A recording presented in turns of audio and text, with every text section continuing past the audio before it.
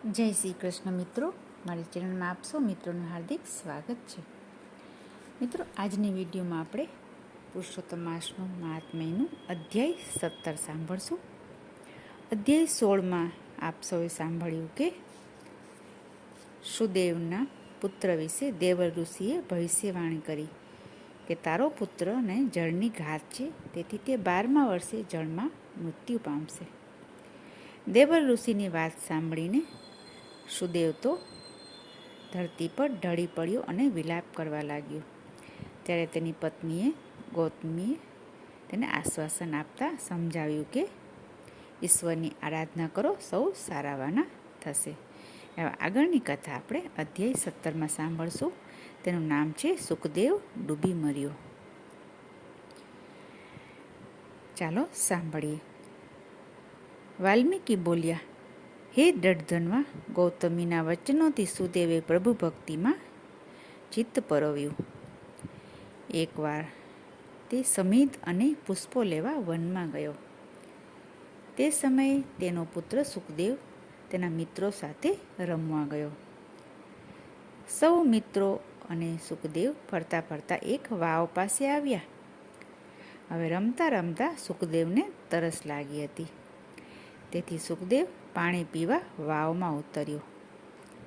જેવો તે વાવમાં ઉતર્યો, અકસ્માતથી છેલ્લે પગથિયે જતા તેનો પગ લપસી ગયો. સુખદેવ વાવના ઊંડા જળમાં પડી ડૂબકા ખાવા લાગ્યો. બહાર તેના મિત્રોએ હોહા કરી દેકારો કરી મૂક્યો, પરંતુ લોકો દોડી આવે તે પહેલાં જ સુખદેવનું પાણીમાં ગુંગળાઈને મૃત્યુ થયું. લોકોએ દુઃખ સાથે સુખદેવજીના શબ બહાર કાઢ્યો. આ બાજુ ઘરે ઘણી સમય વીતવા છતાં સુખદેવ ઘરે આવ્યો નહીં. તેથી તેની માતા ગૌતમીને ચિંતા થવા લાગી. એટલામાં સુખદેવના મિત્રોએ ગૌતમીને આ દુઃખદ બનેલી ઘટના કહી સંભળાવી. સુદેવ પણ તે સમયે ફૂલ અને સમિધ લઈને ઘરે આવી ગયો હતો. સુખદેવના મિત્રોની વાત સાંભળી પતિ પત્ની વિલાપ કરવા લાગ્યા અને વાવ તરફ દોડ્યા. વાવ તરફ જઈને જોયું તો વાવની બહાર સુખદેવનું શબ પડેલું હતું. લોકો શોકાતુર વદને ઊભા હતા. સુદેવ તો પોતાના પુત્રનું શબ જોઈ ભાંગી પડ્યો.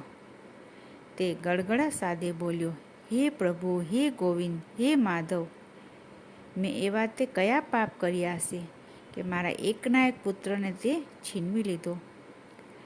અરે દેવ, રાજા દશરથ પુત્ર વિયોગમાં તત્કાલ મૃત્યુ પામ્યા અને હું હજી સુધી કેમ જીવતો રહ્યો છું? ભગવાન વિષ્ણુના કહેવા છતાં મેં પુત્રની જીદ કરેલી, તેનું પરિણામ મારે આજે ભોગવવું પડ્યું. આવી રીતે રડતા રડતા વિલાપ કરતા સુદેવ તો ધ્રુસકે રડવા લાગ્યો અને પ્રભુને યાદ કરવા લાગ્યો.